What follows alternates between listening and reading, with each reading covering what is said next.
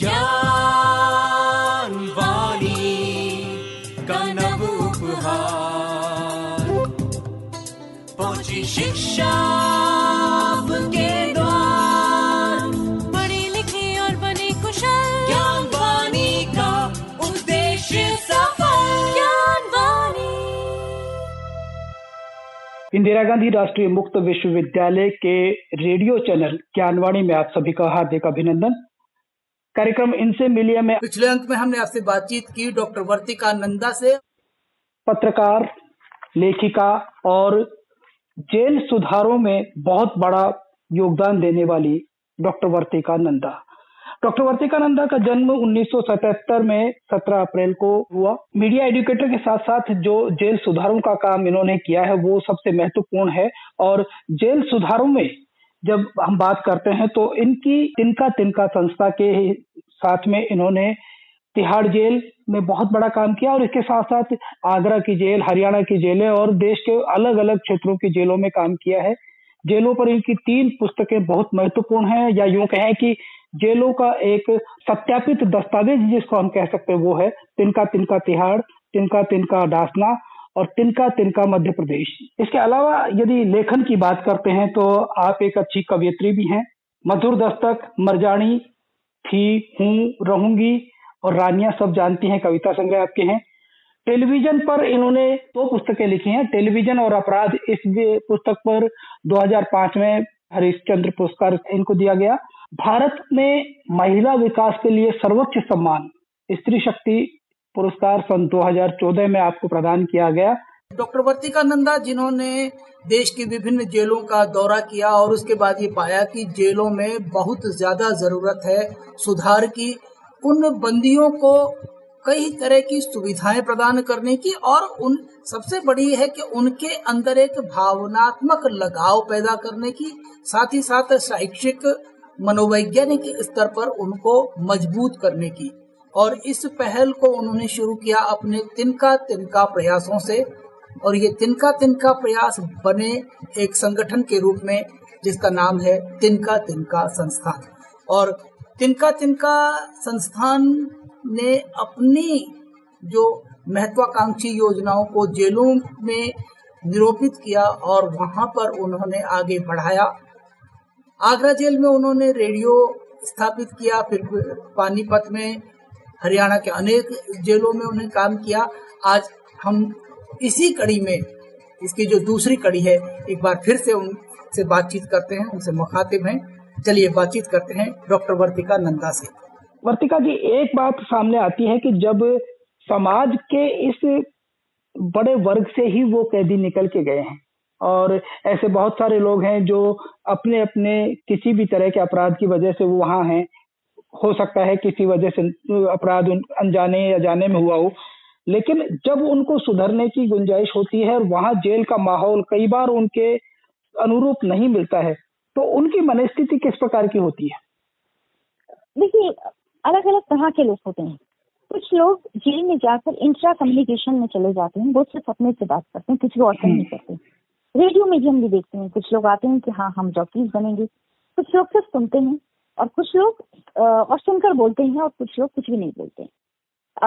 माहौल जेल का जो है वो हर जेल का अलग होता है, हर बैरक का भी अलग होता है। कई बार जेल के सुपरिटेंडेंट एनकरेज करते हैं कि आप आइए सामने, वो उस मेंटल इलनेस को या उस डिप्रेशन को डील करने की कोशिश करते हैं। और उसमें संभावना तब अच्छी संभावना तब हो सकती है जब उनके सामने कुछ रोल मॉडल्स हों। जेल के अंदर हम रोल मॉडल बनाने की कोशिश करते हैं। अब जैसे कि पानीपत की जेल में कशिश है, वो बहुत अच्छा गाता है, लेकिन उसने बहुत दिनों तक जेल में किसी को नहीं बताया कि वो अच्छा गाता है, और उसका इंटरेस्ट हो सकता है। यूट्यूब पर हमने कशिश के कई गाने डाले भी हैं, उसने लिखना शुरू किया, बहुत सारी और चीजें की, और वो रोल मॉडल बन गया। उनकी अपनी आइडेंटिटी बन जाती है। फिर उन्हें लोग बंदी की नजर से नहीं देखते, उन्हें बोलते हैं अरे रेडियो जॉकी कशिश तुम इधर आओ। अब इतने भर से जेल के अंदर एक अलग पहचान बन जाती है और उससे खुशी मिलती। इसी तरह हमने देखा कि ये बंदी जब अपने घरों में फोन करते हैं तो सबसे पहली बात जो वो बताना चाहते हैं वो ये कि आज रेडियो पर मेरी आवाज आई थी। क्या तो बात है। के बीच में जब उन्हें ये मिलती है एक प्लेटफॉर्म जहाँ पर वो अपनी बात को कह सकें, बता सकें, लिख सकें, गा सकें, तो उनके अंदर का जो आत्मविश्वास है वो बढ़ता है। बहुत से ऐसे बंदियों को मैं जानती हूँ जिन्होंने हमारा जब तिनका तिनका काम कई रिसर्च करते रहते हैं, जब वो सामने आके कहते हैं कि उन्हें बहुत अफसोस है उन्होंने ये अपराध किया। इस बात को हो सकता है कि उन्होंने पिछले 15 साल से नहीं माना था, लेकिन अब मान गए। और ये जेल के रेडियो की एक बड़ी ताकत है कि उसने लोगों की भावनाओं को, जो असली चेहरा है, असली मन है, उसको भी सामने लाने में मदद की है। भावनात्मक सुधार हुआ है उनका। बिल्कुल। इसी तरह कुछ ट्रांसजेंडर्स को मैंने देखा, वो भी एक अलग समाज है। ट्रांसजेंडर जब जेल में आते हैं उनकी अपनी तरह की एक दुर्लभ सी स्थिति हो जाती है, लेकिन जब उन्हें भी ये प्लेटफॉर्म मिलता है तो वो बड़े निखर कर सामने आते हैं। तो जेल चाहे तो इन बंदियों को वो दे सकती है जो बाहर की दुनिया ने नहीं दिया। बहुत सारे बंदी ऐसे हैं, जैसे एक दिन एक जेल में मैं गई तो एक बंदी मुझे मिली, उनकी उम्र करीब 80 साल थी।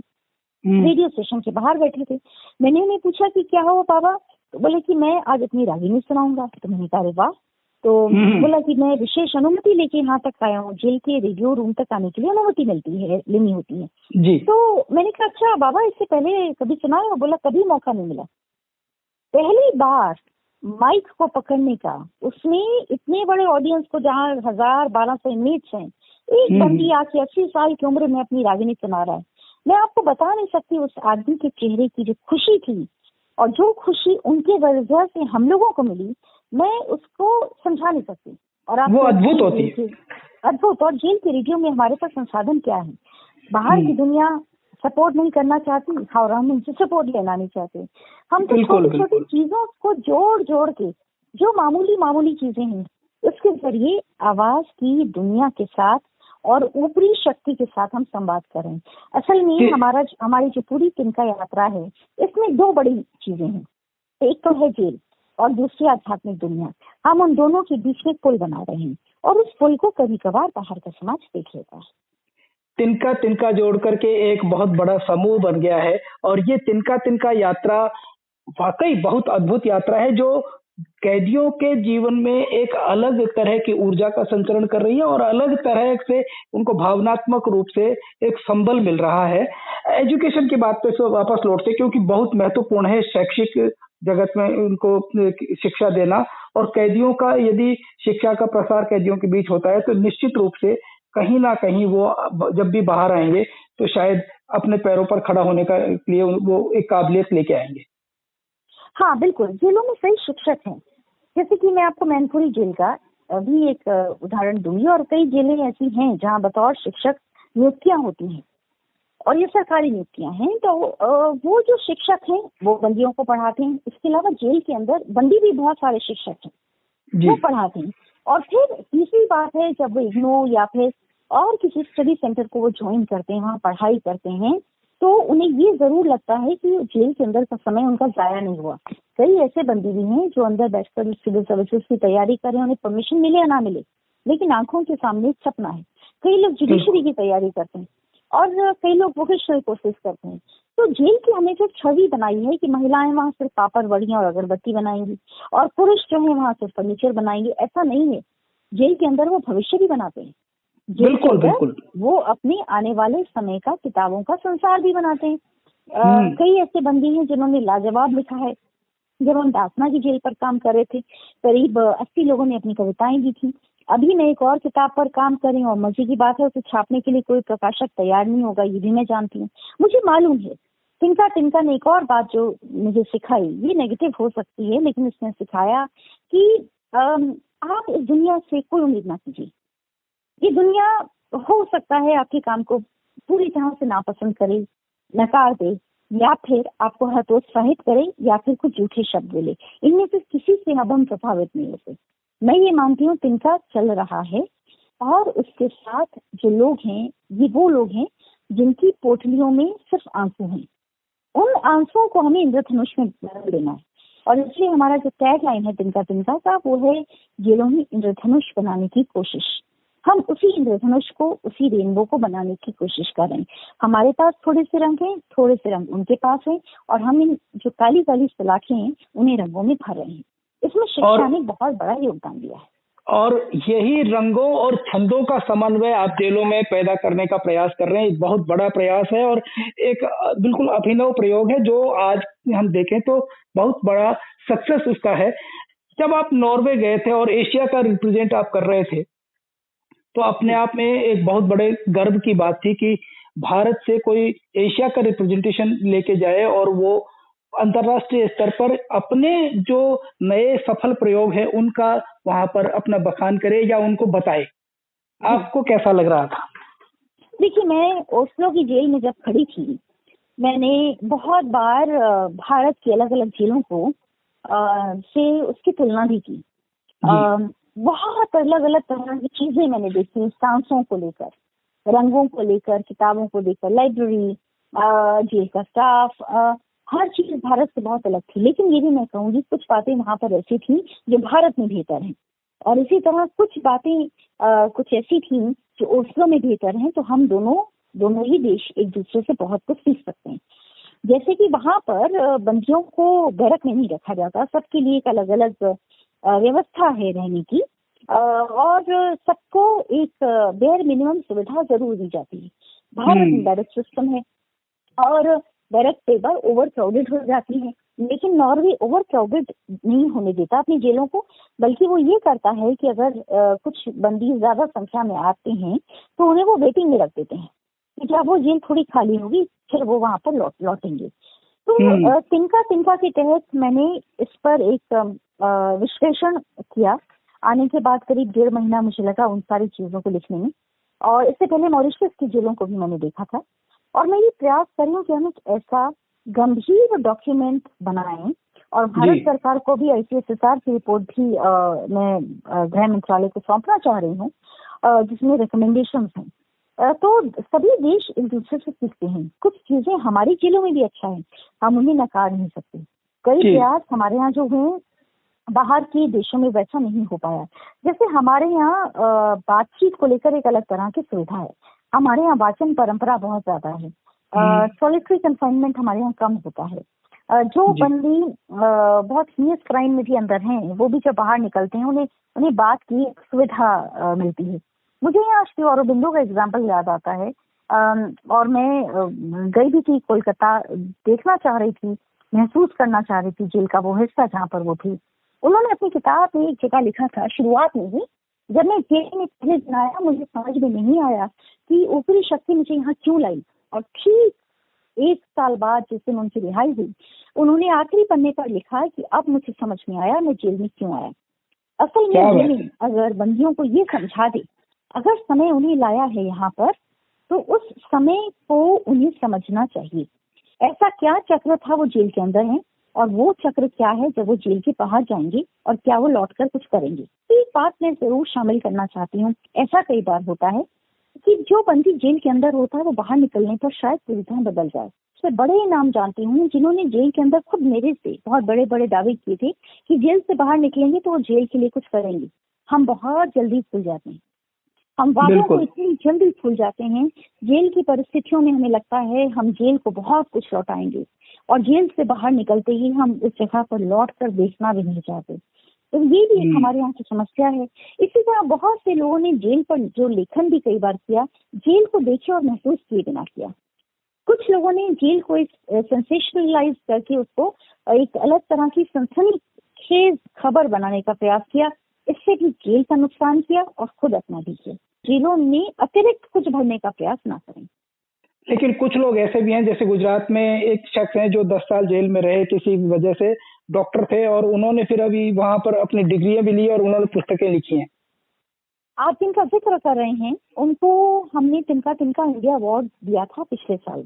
ये भारत के इकलौते अवार्ड हैं जो कि बंदियों को और जेल स्टाफ को दिए जाते हैं। तो एक शख्स हैं जिन्होंने सबसे ज्यादा डिग्रियां वहां पर अंदर पाई हैं, और वो आज भी पढ़ रहे हैं। इग्नू से उन्होंने कई सारे कोर्सेज किए हैं। और एक और अच्छी बात जो थी वो ये कि वो जेल के लोगों को कोविड-19 के समय टेलीफोन कॉल्स करने में भी बड़ी मदद कर रहे थे, क्योंकि जो पढ़े लिखे लोग होते हैं उनके लिए उस रजिस्टर को मेंटेन करना, फोन कॉल्स को वेरीफाई करना, नाम लिखना, बात करना किसी और से, उसे कंफर्म करना, ये सब करना उनके लिए सुविधाजनक होता है। असल में कोविड-19 के समय जेल के अंदर पढ़ाई की जरूरत तो और भी ज्यादा बड़ी थी, क्योंकि सारे रास्ते जब बंद थे तो उनके लिए शिक्षा को उजियारा, बहुत बड़ा उजियारा बनकर आया। इसी तरह हमने तिनका तिनका इंडिया अवार्ड में ऐसे कई और बंदियों को भी अवार्ड दिया है जिन्होंने जेल में रहते हुए औरों को शिक्षित किया। जैसे कि एक महिला का नाम मैं खास तौर पर लेना चाहूंगी, वो भोपाल की जेल में बंदी हैं, कॉन्विक्ट हैं, और मैं जब पहली बार जेल में गई तब मैंने उन्हें बच्चों को पढ़ाते हुए देखा। उसके बाद मैं जितनी बार भी गई, हर बार मुझे वो वही दिखी, वो बच्चों को पढ़ाती, और तब वो उस समय एमए कर रही थी, अब वो एमए कर चुकी हैं, लेकिन आज भी वो बच्चों को पढ़ाती। और वो स्कूल में टीचर होना चाहती थी, नहीं हो पाई, लेकिन उन्होंने उस सपने की पूर्ति वहाँ के बच्चों को पढ़ाने में की। बिल्कुल बिल्कुल बड़ी बात है। और उन सारे बच्चों को वो अपने बच्चों जैसा ही मानती हैं। हमने उन्हें विशेष तौर पर तिनका तिनका इंडिया अवार्ड दिया था उनके इस काम के लिए।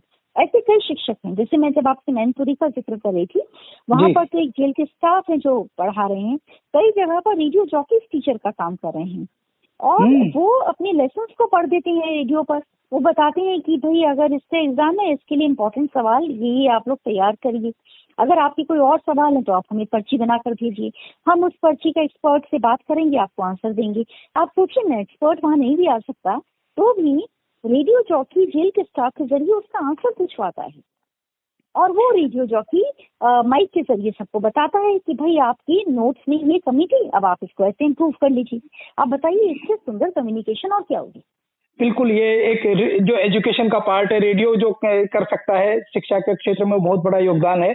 वर्तिका जी आपसे पूछेंगे, क्योंकि एक आपने क्राइम का, फिर जेलों में बहुत बड़ा योगदान दिया है उनके सुधार के लिए, जो रिफॉर्म्स है उनके लिए। आप लोकसभा टीवी की फिर एग्जीक्यूटिव प्रोड्यूसर भी बनी है, वहाँ के दो बिल्कुल अलग अलग तरह के क्षेत्र रहे। देखिए, मैंने अपनी बात की शुरुआत में आपसे कहा था कि मुझे बहुत छोटे होते, जब मैं एशिया में सबसे छोटी उम्र की एंकर बनी जी, तो मुझे एक बात समझ में आने लगी धीरे धीरे। वो ये है कि जो प्रसिद्धि है वो आती है और जाती है, वो धूप है और छाव, और उसमें बंध जाना जिंदगी बिल्कुल नहीं। बिल्कुल। जब शुरुआत मैंने की अपनी नौकरी की जी टीवी के साथ, तब जी टीवी बस पैदा हो ही रहा था, तो उस शुरुआती दौर में मुझे जुड़ने का मौका मिला। उसके बाद एनडीटीवी में क्राइम बीट की हेड बनी, और फिर आईएमसी में एसोसिएट प्रोफेसर रही, और लोकसभा टीवी में एग्जीक्यूटिव प्रोड्यूसर बनी। अब ये सारे वो ऐसे मुकाम थे जिनमें से हर मुकाम शायद किसी के लिए भी सपना हो सकता है। उस सब को छोड़कर मैं अध्यापन में आ गई थी, और आज लेडी श्री राम कॉलेज में हूँ। तो मुझे ये लगा कि जो समाज ने मुझे दिया है, मुझे समाज को तिनका तिनका के जरिए लौटाना है। तो मेरे लिए वो प्रसिद्धि और वो चीजें अब मायने नहीं रखती, वो मायने मेरे लिए रखता है एक सब्सटेंशियल काम, जिंदगी का अर्थ, जिंदगी के मायने, कुछ लोगों का बदल जाना, कुछ लोगों को रेमिशन बन जाना क्योंकि वो तिनका जेल रेडियो का हिस्सा है, कुछ लोगों की जिंदगियों में रोशनी आ जाना क्योंकि वो रेडियो जॉकी हो गए और बाहर निकलने पर उनके सामने स्किल आया, कुछ लोगों का सुसाइड ना करना, अपनी जिंदगी को नए सिरे से फिर से थाम लेना, कुछ लोगों की जिंदगियों में रिश्ते सुधर जाना। एक ऐसी महिला जो 22 साल से जेल में है और जो डेथ सेंटेंस में थी, जिसे लग रहा था उसकी जिंदगी अब खत्म हो जाएगी, उसका ये कहना कि 22 साल में पहली बार जिंदगी में इत्मीनान से मैं उस दिन सो पाई जब मैं जेल में रेडियो जॉकी बनी। ये क्या बात है, बहुत बड़ी खुशियां हैं, और ये सब जेलों में इंद्रधनुष बनाते बनाते जो छोटे छोटे रंग आए हैं, मुझे लगता है जिंदगी के मायने इसी में।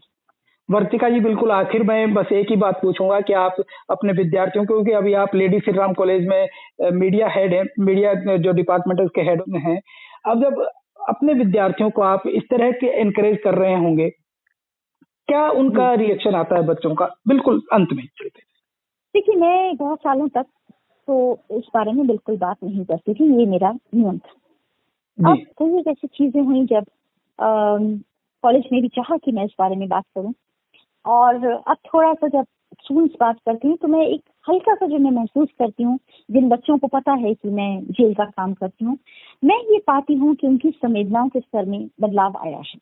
यही मैं देखती हूँ कि बड़े शहरों में, बड़े कॉलेज में पढ़ने वाले कई बार बच्चे अपने आप को एक नॉलेज की दुनिया के साथ जोड़ते हैं, लेकिन आप जब एक टीचर उनको कुछ ऐसा करता हुआ दिखता है जिसमें इकोनॉमिक्स में स्पिरिचुअलिटी है, तो कहीं उनके दिमाग पे एक असर जरूर आता है, क्योंकि ये एक ऐसा रास्ता है जिसमें आपको आर्थिक तौर पर कुछ नहीं मिलता, बल्कि आप आर्थिक तौर पर आप मदद करते हैं। आपको बड़े बड़े नाम और बड़े बड़ी प्रसिद्धियां नहीं मिलती, और लेकिन आपको जो मिलता है वो है छोटे छोटे क्षणों में आने वाले सुख और लोगों की जिंदगियों में काम आने का एक अनुभव। हाँ, एक आत्मसंतुष्टि मिलती है, एक सुख मिलता है, उसकी कोई कल्पना नहीं कर सकता है, और वो अपने आप में एक अनूठा सुख होता है जो ऐसे ही किसी को अनुभूति नहीं मिल सकती इस बात की। जैसे मैं एक बात जोड़ना चाहूंगी, मुझे लगता है कि मेरे स्टूडेंट्स, मैं अक्सर उन्हें ये कहती भी हूँ, मैं ये नहीं चाहती और मैं कहती भी नहीं कि सारी दुनिया जेल पर काम करे, लेकिन अपने आसपास की जेलों को हम ठीक कर दें तो भी बड़ी बात है। अगर हमारे बच्चे आसपास की टूटी हुई सड़कों को ठीक करवाने में योगदान दे दें, किसी बुजुर्ग की मदद कर दें, किसी बुजुर्ग को सड़क पार करवा दें, किसी विजुअली इम्पेयर्ड का कोई फॉर्म भरने में मदद कर दें, किसी की जिंदगी में थोड़ा सा समय दे सकें, किसी अस्पताल में जाके किसी की सेवा कर सकें, कुछ भी ऐसा कर सकें जिसमें उन्हें लौटने में कुछ ना मिलना हो, लेकिन वो जाकर उनके काम आ रहे हैं, तो मैं सोचती हूँ ये सच्ची शिक्षा है और किसी शिक्षक का सबसे बड़ा सुख है। यही तिनका तिनका है जो बार बार कहता है। एक सुसंस्कृत नागरिक बनाने की जो पहल आपने उठाई है, चाहे वो कैदियों के लिए हो, चाहे आम विद्यार्थी के लिए हो, चाहे समाज के लिए हो, बहुत बड़ी पहल है। और वर्तिका जी, हम उम्मीद करते हैं कि भविष्य में आप और ज्यादा इस पर बड़ा काम करेंगे। आपका बहुत बहुत आभार। आपका भी बहुत बहुत शुक्रिया, और मुझे खुशी है कि इग्नू जेलों में शिक्षा के चिराग रखने में बड़ी मदद कर रहा है। धन्यवाद। ज्ञान वाणी का नव उपहार, पहुंची शिक्षा